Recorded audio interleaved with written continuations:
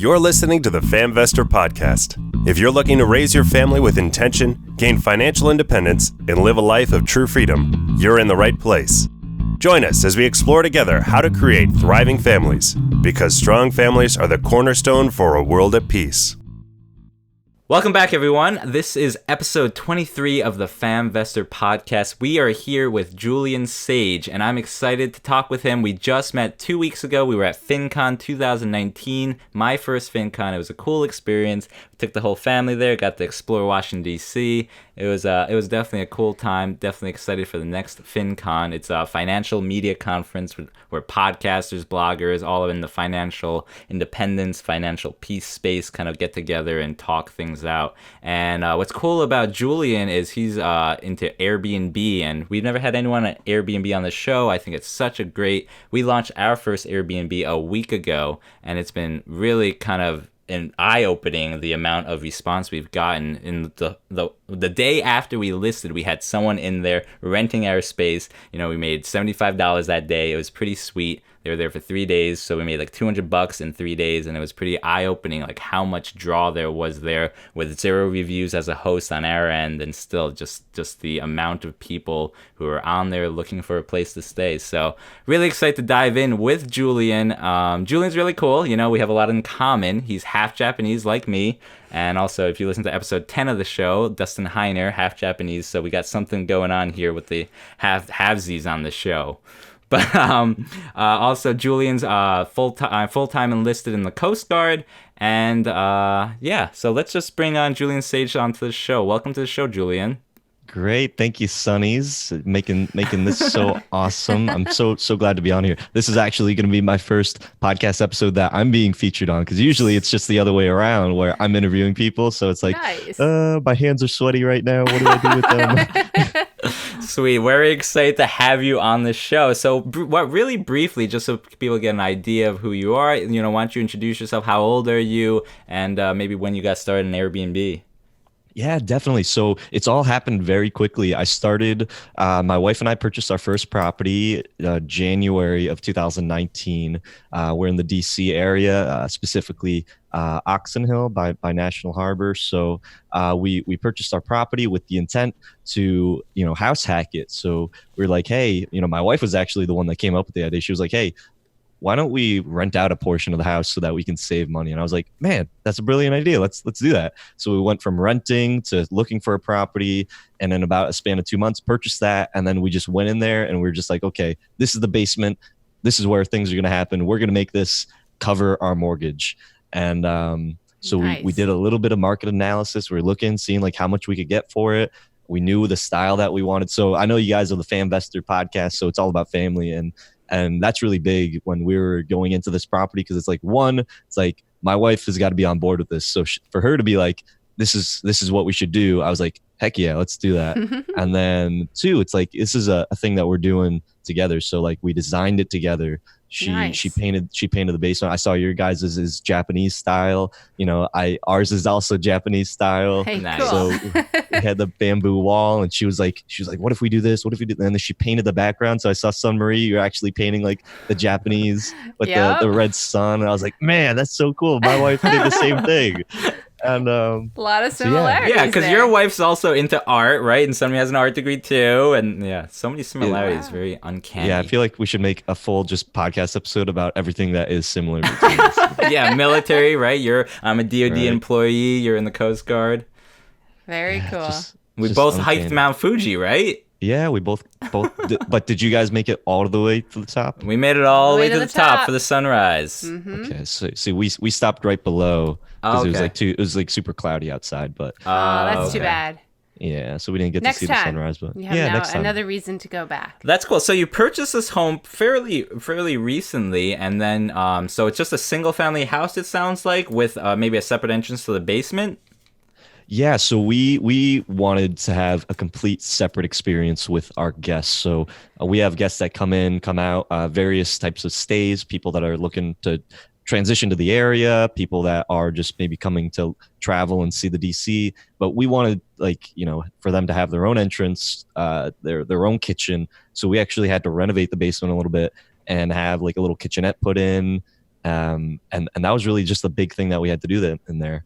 And they come in, they do their thing, they stay, they leave, and so far we've been able to live mortgage free.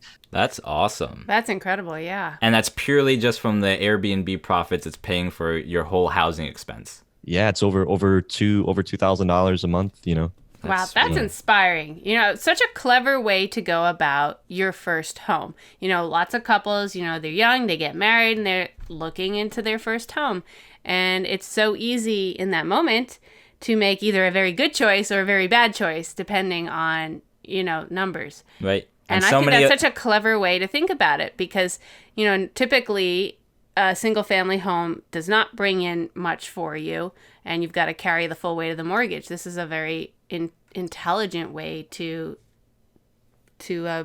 cut down costs. Right, and you still have your own individual space that you're utilizing. It's a basement that perhaps would have just stored, like that's what happened with our unit. You know, we were just storing junk in it. It was this extra space that we weren't really fully utilizing, and I was just like, I don't want all this junk in here anyway. Let's maximize here, and you know, any profits we can bring in, since we're already breaking even because we have other tenants here, will just be gravy on top. Will be cash flow we can pocket in our pockets. So it was just definitely like a win-win, and it's been working out really good in the 1 week we've been hosting. So how was it for you? You know, you made this listing. Was it pretty immediate that people started staying? How did it work out? Like making $2,000 a month now, that sounds pretty sweet.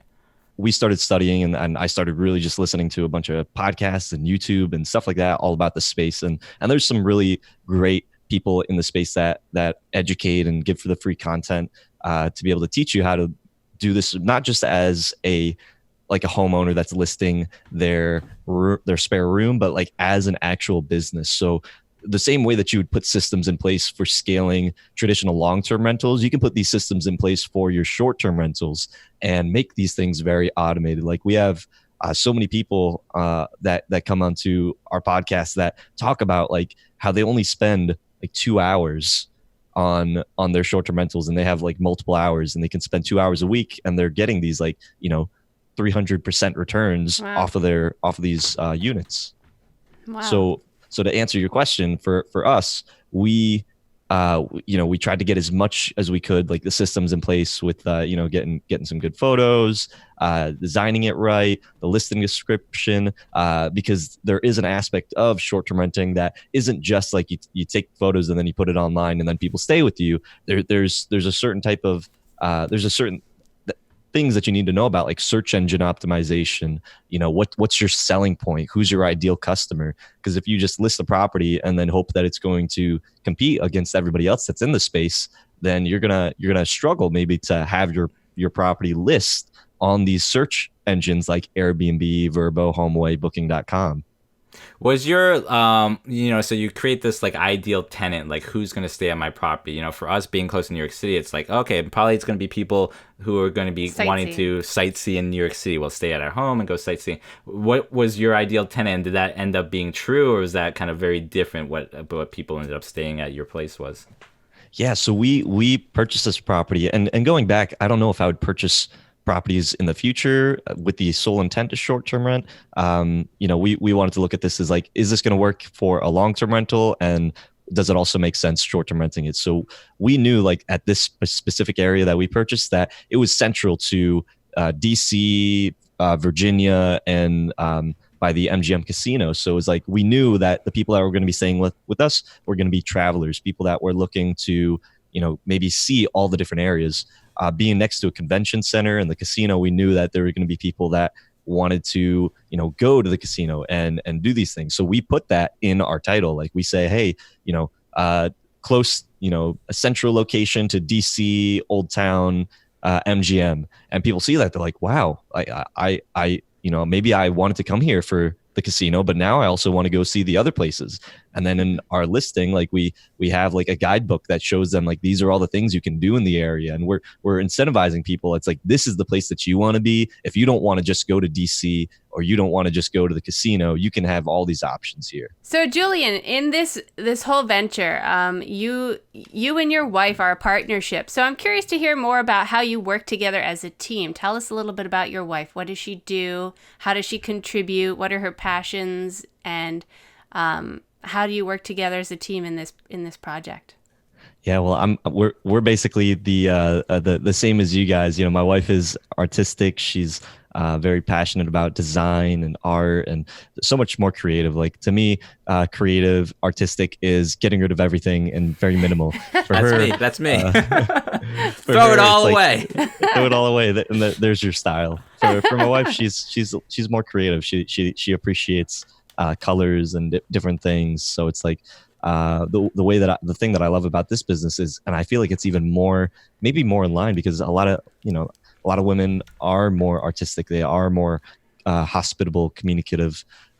So with this business, it's actually really well for couples. And we have so many people that come onto the Success Stories podcast that are property managers. They're managing other people's properties together as a team, and they're doing this full time. So many couples, it's crazy, because it works out so well. Because the guys are typically the ones that are like the numbers guys. They're going out there, they're pitching people, they're picking up these properties, they're finding good deals, and then their spouses, their wives, are the ones that are the design. They're going in there, they're communicating with the guests, they're decorating, they're doing all the fun creative stuff. And I feel like this business is such a good one to be in for your significant other, because with traditional real estate, it's just like it's very numbers focused. It's very like, it's all more male dominated, male mindset oriented. While because this is not just real estate, this is hospitality. You can have your significant other build this business with you, and that's what what my wife and I are doing. It's like we're looking at properties together. We're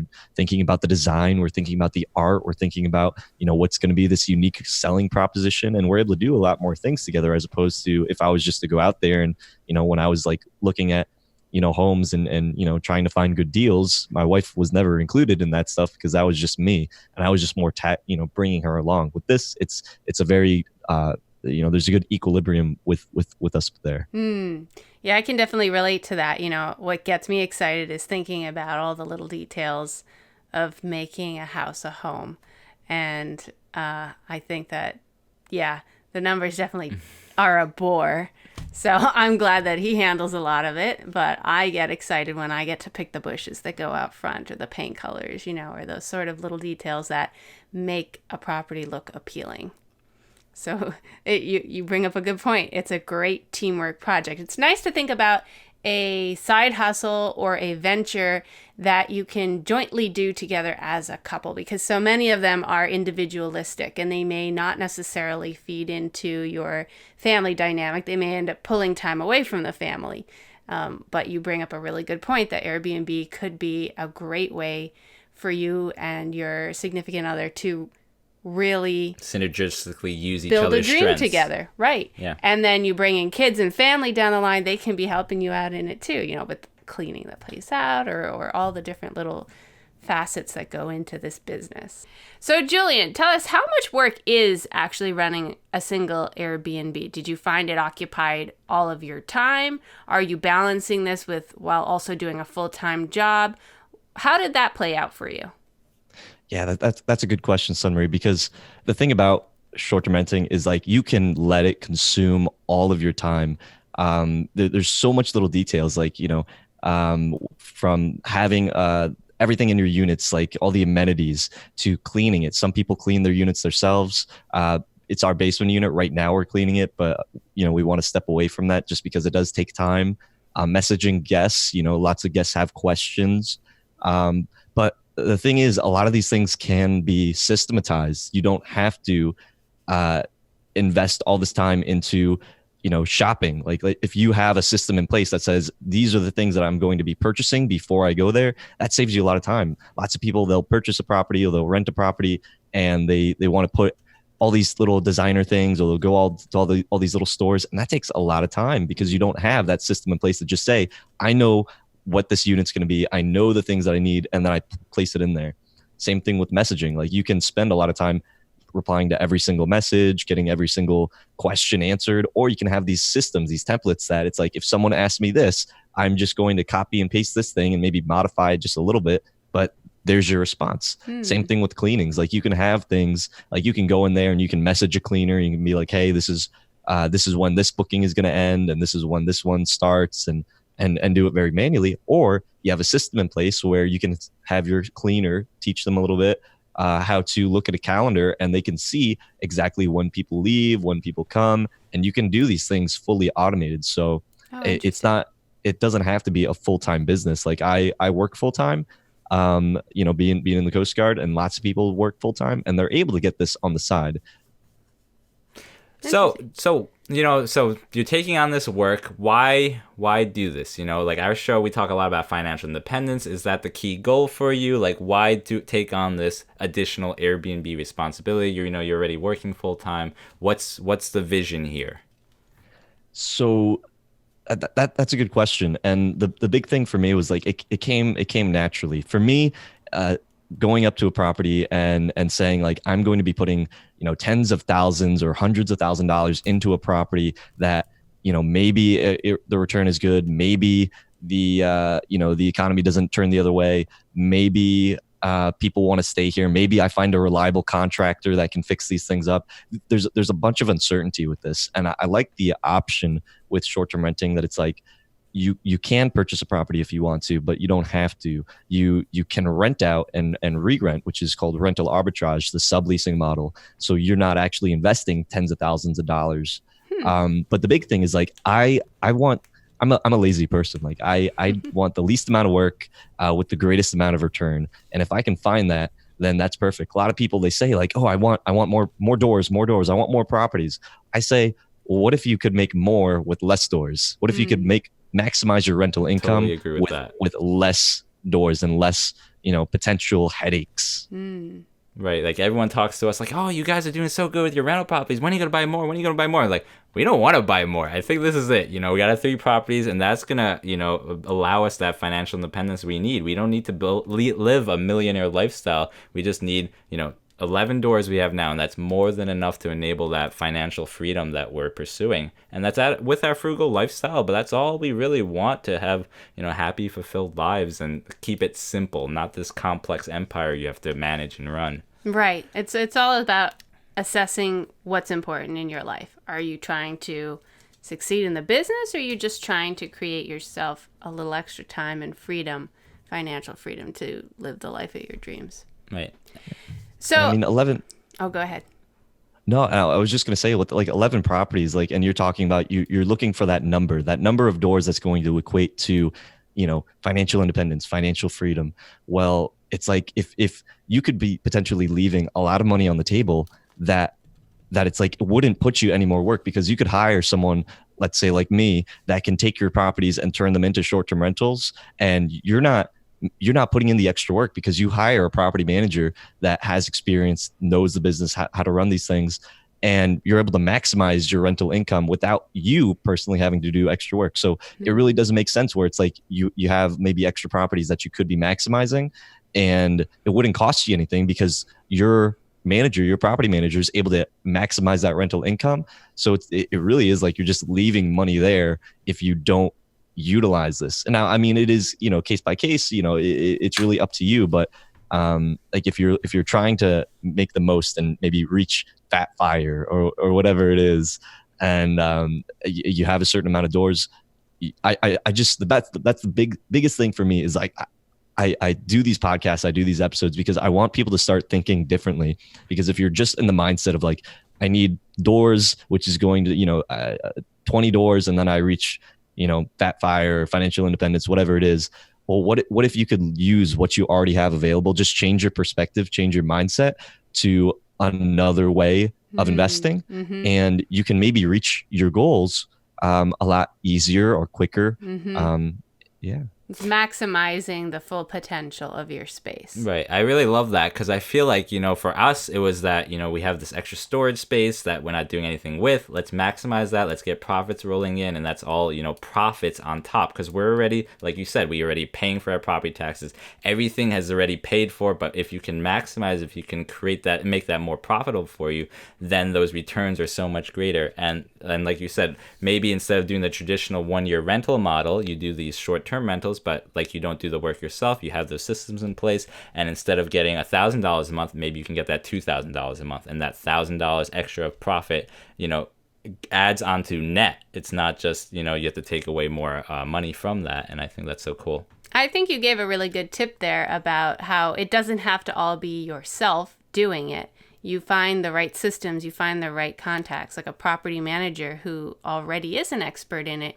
You don't need to become the expert. You just need to find the right people who can support you in your goals. And that's a really great tip. I think a lot of people don't always think about that. When they're going into something, they think, oh, I've got to do this all myself. Right. And we've been doing it this last week ourselves, but we want to write, a standard operating procedure. You change out these sheets, you refuel this shampoo, and write that all out. And already Sunmarie's mom, who lives upstairs from us, has volunteered. She's retired and she wants some extra income. Hey, I'll clean the units for you. And so, creating a job there, but also creating that system where we take ourselves out of the loop and not do any of the turnover. I'm sure we can train her to read that calendar and find out when these tenants are, the changeover has to happen. And she seems excited by the idea of taking on that responsibility and making that additional income. So pretty cool. So Julian, circling back here. So where I feel we left off in this story, you were newlyweds, you were looking for your first property. You bought this first property, you renovated the basement to an Airbnb. It's working really nicely. Where did your journey take you from there? I have 3 jobs. I'm active duty Coast Guard, a podcast host, and then property manager. So I started the podcast where I was interviewing people about their success stories, because I was just like, man, what are these people doing that is allowing them to be able to reach financial independence, financial freedom with like 2-3 properties, 5 properties, and now they're able to travel the world. Like, what is this? Like, you can't do that. Like, how many people have 5 properties and now they can say that they're retired? Like, but then there's people that are doing this full time. They have full-time jobs, or there's people that are managing other people's properties and able to travel around the world and live, I call it the vacation rental life, the vacation rental lifestyle. But yeah, I started this podcast. From there, I met a local guy, John Bell. And he was just like a knockout guy. He has, at the time, he had over 24 properties. Wow. And he was like, hey, let's meet up. I see that you're local. We met, we talked, and it was like, me just having 1 property at the time, it was just like, hey, I like what you're doing. You're making an extra $50,000 a month off of these properties. It's like, you're doing something right that I'm not doing. So I need to be around this guy. And then he was like, hey, well, I like what you're doing, the podcast and the reaching out to people. So we partnered together. We started a podcast called Vacation Rental Machine, where we are teaching people basically, like, it's coming from like my perspective, which is, very more fresh in the space, and his perspective, which is, he has over 24 listings, about a year and a half. He's been in the business. Mm-hmm. And so we collaborated, and we're answering community questions, or answering my questions, and he's able to look at this and be like, oh, I didn't think about these things, or I don't think about these things now, because there's a difference from when you're managing, we like to say 1 to 5 units is going to be very different, and then that 5 to around 10, and then 10 plus, there are different levels of scale, which are going to have different levels of systems. Mm-hmm. So now it's like we're teaching people these processes and these systems for where you are on your journey. That's great. I love how you are inspired to share your journey as you go. You, as you said yourself, you were just starting out new, and yet you were finding it was working, and you didn't want to keep that to yourself. You really wanted to share it with others, to try to help others find a similar place as you found. And I think that's so inspiring. But I think it's also really cool that you reached out. You found mm-hmm. a mentor, you buddied up, and you kind of talked stories and trying to improve your own, seeing what he does right, seeing someone who's more successful than you and learning from them. I think that's so important, because even when I was starting and thinking about this Airbnb idea, I'm like, I think the New York City thing works, but there's one other Airbnb there's only one Airbnb in Garfield, New Jersey, where we live. And I was like, let me see if this guy is willing to go to Dunkin' Donuts and meet up. And he was. And I was just like, hey, I'm thinking about starting an Airbnb as a competitor, but I didn't say competitor, but would you be willing to meet up and talk about Airbnb? And we met up, and he just shared with me, it's not the New York City crowd that comes and stays in my basement apartment with a pull-out couch. It's we have wedding venues and wedding venues in Garfield. And it's like people come out of state to stay at my Airbnb just to go to the wedding venues. I'm like, oh, I would have never thought of that. But because I took this guy out who is more experienced than me, knows the area, knows the lay of the land, and he told me, he's like, yeah, I have 85% occupancy here. And I'm like, what? 85%? That like really took me back. But unless you go out of your comfort zone, you reach out, you network, and learn from people who've done this before or more successful than you, you're not really going to gain that. So that's really cool that you did that too. And awesome. Right. Just that insight. Yeah. And you know, and I want to loop back to what you were saying, Summer. It was like, you know, with property, with the space, like you could do this like as yourself. You could do this yourself, or you could hire someone. Or you could do like what I was doing with John was like, I found a mentor. I came in as like a JV, like in the same space as like traditional long-term rental real estate, you know, being a junior JV. I kind of took on this relationship with my friend and my mentor. And so I'm able to learn the business at a much faster pace. And he has the systems already in place, so I can learn and just contribute to that. So, and from there, it's like, you know, I could do this. I could do this myself, but there's going to be a steep learning curve. I'm going to have to trial and error. I could hire a property manager and they could implement their systems and you know, help me, you know, maximize my rental income. Or I could come in as a junior investor and find a mentor and help, you know, scale a business together. So it's really, it comes down to what your family wants. What do you want? What is going to be best in line with you? Because depending on where you are, what your goals are, you know, maybe you don't have time. Maybe you want to just spend more time with the family. Maybe you just want to invest into properties. Maybe you want to start up a new business and go into this full time. You know, that's what I love about the space is it's very flexible to where you are. Nice. So you do a lot of property managing for other Airbnb. So are these like regular people. landlords who are changing their, you know, regular long-term rental spaces into these short-term rental spaces? Yeah, so these are people that, you know, like yourself, that have heard about Airbnb. They know that people are making money off of it, but they don't know where to start, or how much they could potentially be making. So we work with those people. We also work with the people that it's like, I have a real estate license, and someone came up to me and they're like, hey, I want to purchase a property. I see that you're in the Airbnb space.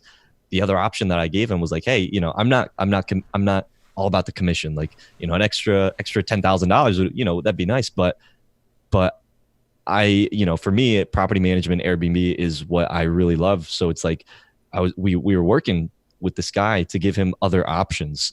So like one of the options that I said, like, hey, you know, he was looking for a bunch of different things. He wanted to be next to a metro. He wanted flexibility. So for him to be able to leave his property, he wanted, you know, a beautiful open kitchen space. He wanted all this, that. And then he wants it by this time for like, you know, X amount of dollars. And I was like, you know, good luck with that. You know, we could try to find you something. He was like, oh, well, you know, maybe I can do a rehab. And, you know, now he's talking like spending, you know, down payment, tens of thousands of dollars, you know, months on end. I'm like, hey, whoa. You know, what did you want? You wanted flexibility and you wanted to be able to rent out your space. You know, that was the big thing. So it was like, hey, why don't we not purchase property? You know, I forego this, you know, $10,000, $15,000 commission, but let's help you find properties that you can invest in and turn those into short-term rentals, turn those into a rental arbitrage. And rental arbitrage, like I was saying, that's the model where you are renting to re-rent. So you're subleasing properties. And so now he can acquire, you know, he was looking at spending, you know, tens of thousands of dollars, but let's just say, you know, $50,000. If he's able to invest $10,000 into every property, into a single property, he's able to get 5 properties now in these really hot destinations that, you know, next to the metro, apartment complexes, flexibility. And now he's actually making, you know, on average about $1,000 profit per unit. So for him to spend tens of thousands of dollars going to this property, into this one home that he wanted to purchase with this, you know, just thinking very linear, like this is the way that you make money, is you purchase property and then you rent it out. Whoa, why don't we change this? You know, why don't you not own, you acquire more properties with less down payment, and now you're going to have that flexibility. You're going to have, you know, custom design. Like these are designed, like we have a designer that goes into these properties, they set it up, And this is all within a very affordable range. So now you have a beautiful place in your ideal location. You have that flexibility. You basically turn it on and off. So when you're traveling, you can rent out that space, and when you're not, you live in it. And now you have multiple properties that are bringing you consistent cash flow. So Interesting. That's awesome. So this, just to elaborate more, can you share what this rental arbitrage is in a little more detail? Yeah, so rental arbitrage, it's renting to re-rent, so subleasing. So I would go up to you and I'd say, hey, Sonny, I would like to rent out your unit, contingent on me being able to re-rent it. Now you might be thinking like, well, why would I do that? Like, you're going to be making money off of my business. You're going to have a bunch of strangers coming in and out.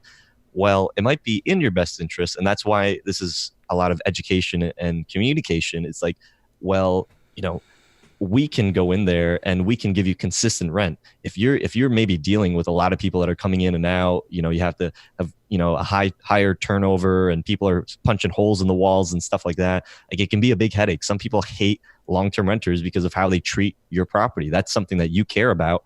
And if someone's going in there and they're not treating it right, it's in my best interest to make your property look beautiful. Because if your property doesn't look good, and that's costing me money, because I'm not making money if your place doesn't look good, and you're going to get consistent money because I'm basically just renting it out from you.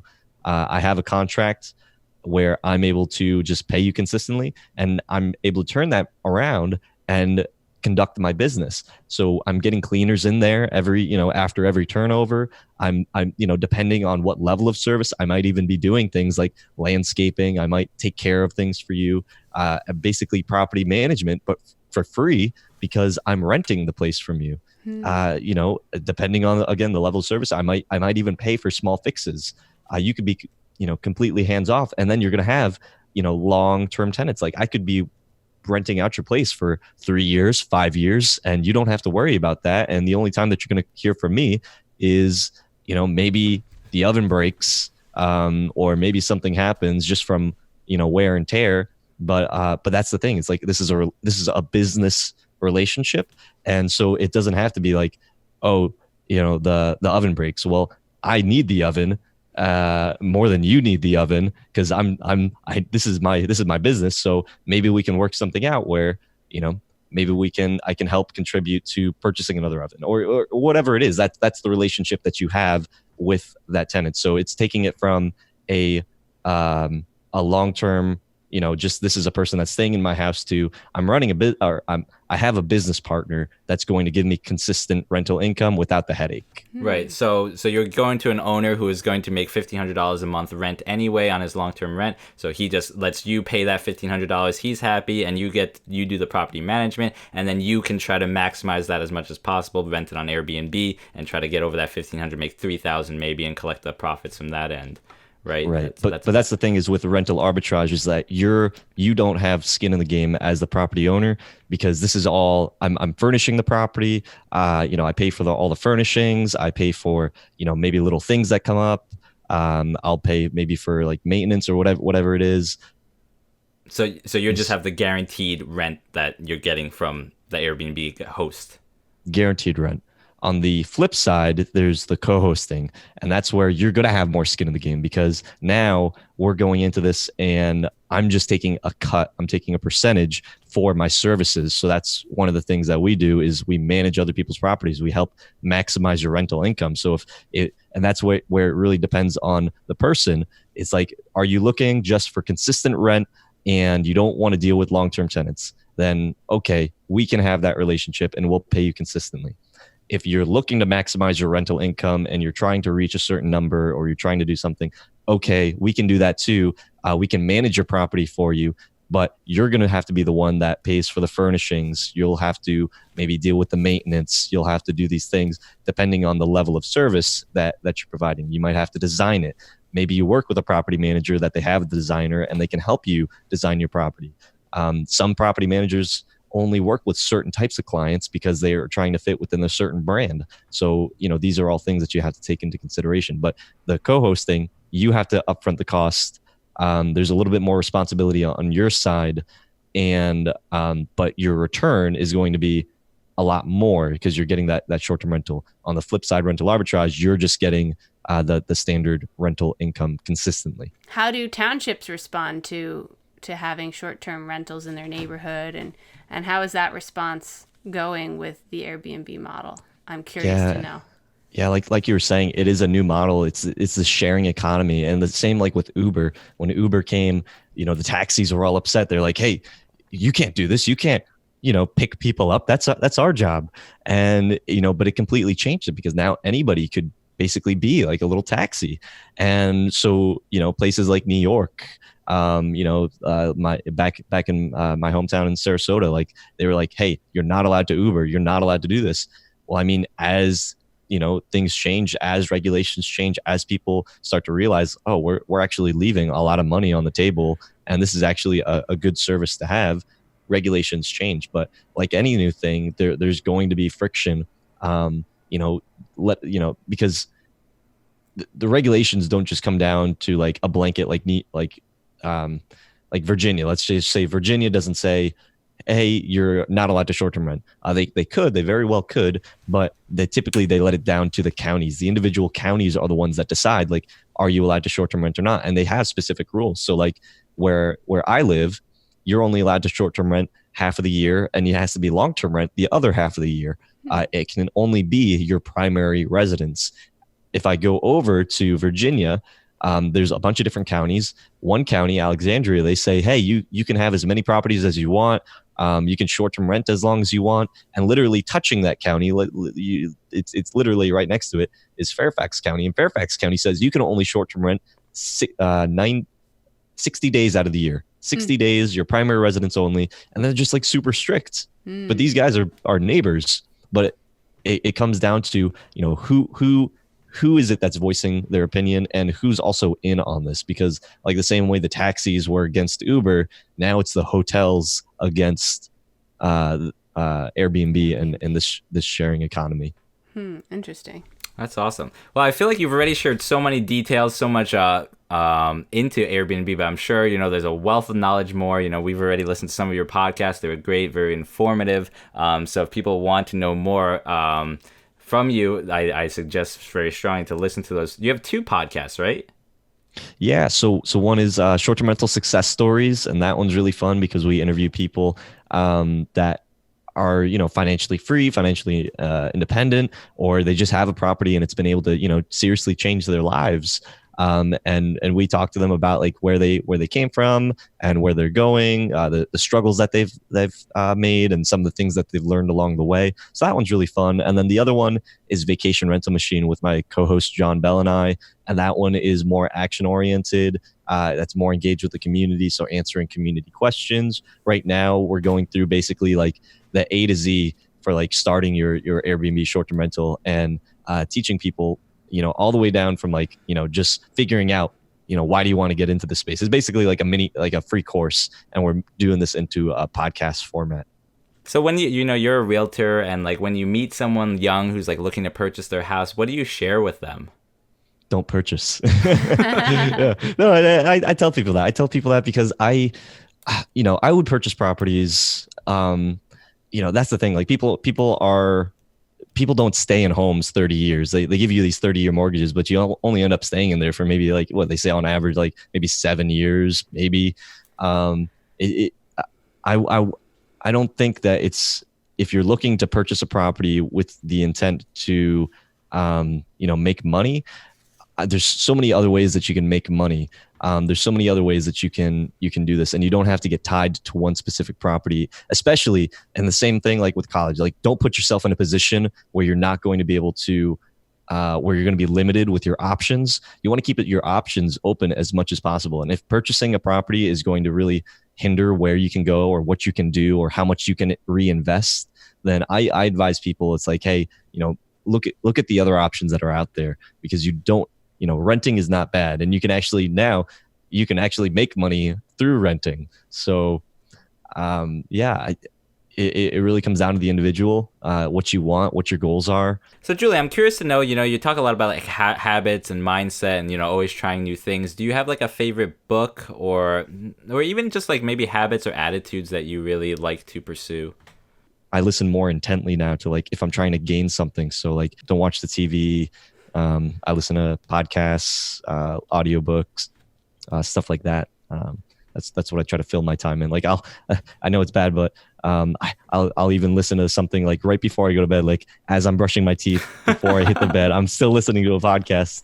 But I enjoy that. I probably have to cool down a little bit, but to me, cooling down is like, just turning off the phone and sitting with my wife and just, cooking dinner together. And besides that, it's always kind of go. Yeah, amazing. You could turn off the TV and then so much happens. So many ideas start to blossom in your head and so much potential comes forth. Average American spends 5.5 hours, staring at a TV every single day. And, instead you could be creating your own podcast, running your own Airbnb. There's the world is limitless with the opportunities you could be pursuing with that 5.5 hours a day. Yeah. So I find it very remarkable that you are just 24 and you are already an expert in this field of Airbnb. You've explored this. You've been helping countless people to start their own Airbnb journeys, which is truly inspiring and very remarkable for a 24-year-old to have achieved.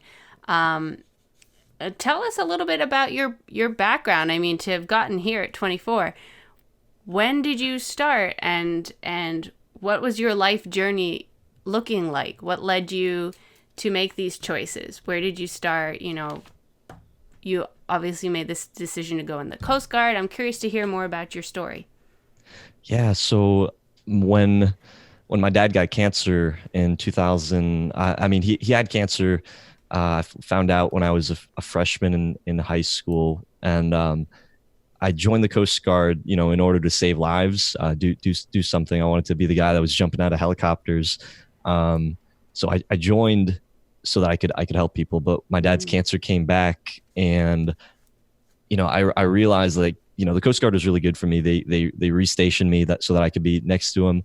But that's the thing. Like, I wanted to spend all my time with him, and I wanted to give him so much. I wanted to do so many things, and that's the thing. Like when you don't have enough money, you have to give your time up. And I felt like I had to give my time to the Coast Guard in order for me to just be able to spend time with him. And I didn't like being put in that position where it's like, I know that he has a limited amount of time, and if I had enough money to be able to just spend all my time and create more memories and do these things, then I would have wanted to do that. And from there, it was just like figuring out, how can I kind of escape from being put in a position where you have to sacrifice that time for money. That's the big thing. Yeah, so, that's when reality hits you in such a way, and you realize vulnerability, you really want to find a way out of that. You want to find the financial independence so that when a situation in your family comes up, you can really be there the way you want to be there. Right. And I feel like that's kind of similar to how we got kind of started, or, the reason behind us, buying a 4-family house and going that route of that house hacking, similar to you did, is, we wanted that time freedom for you to stay at home, and that comes from having that financial freedom. Yeah, realizing when there's things in your life, especially regarding what matters to you truly. Very rarely does your profession matter to you more than family ties, and you don't want the profession to get in the way of the time you want to spend with your family.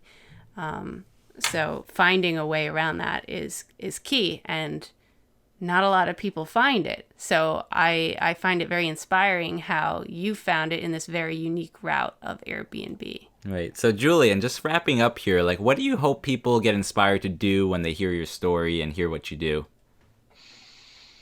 Yeah, I want to change the way that people think about, how you can make money, because there's so many ways that you can make money, and I've tried them all, but I don't want people to be limited, because I go to these events and I go to these meetups and I speak to people, and maybe even the people that are listening, and they're just like, this is the way that things are, and this is how it has to be.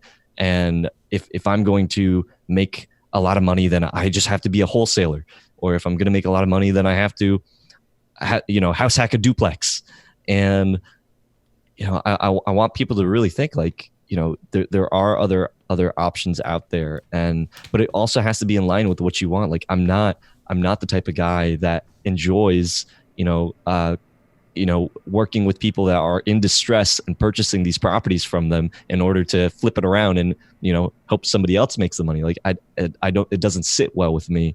As much as maybe I try to tell myself like, oh, I'm helping somebody out by getting them out of a bad position. Like I've been there and I've done those things, and it just didn't sit right. So, understanding that you can make money and you can do things that are in line with your values and your goals, is something out there. And you just have to try things. Like every day I try, and I'm always trying. And I think that's really, awesome what you guys are doing with the podcast. Is like you're a family and you're trying these things together. My wife and I, we're trying, and we're trying to build this life together, and this creating this journey. So I mean, if people listen to my story, it's like, try things, try things out, and don't be afraid to go outside the normal, because there's so many more ways that you can do things that maybe are more in line with you. Awesome, Julian. Well, we really appreciate your story. I'm sure every one of our listeners could really relate to some part of your story and might be inspired to even start their own Airbnb. What is the best way for our listeners to kind of get in touch with you, hear your story? I know you mentioned the podcast, but any other way? Yeah. So, we have a really growing community right now. It's called the Host Nation. It's a Facebook group. Anybody can join if you're interested and you want to talk to other people that are in the same space, that are learning or trying to pick up their first properties. Lots of engagement in there. This short-term rental success stories, I love telling people about that one because it's just so cool to hear how other people have reached it. And if you're ready to start doing this on your own, Vacation Rental Machine, it's a great podcast. Or if you're looking to maximize your rental income, we can definitely help you out with there. You can go to shorttermsage.com. We have a lot of resources that links over to our property management as well, and so lots of options out there for anybody that is whatever it is that you're looking for. We're trying to provide that for you in the short-term rental space. Awesome, Julian. Well, it was great chatting with you. Can't wait to check back with you in a couple of years and see where you're at. So thanks for being on the show.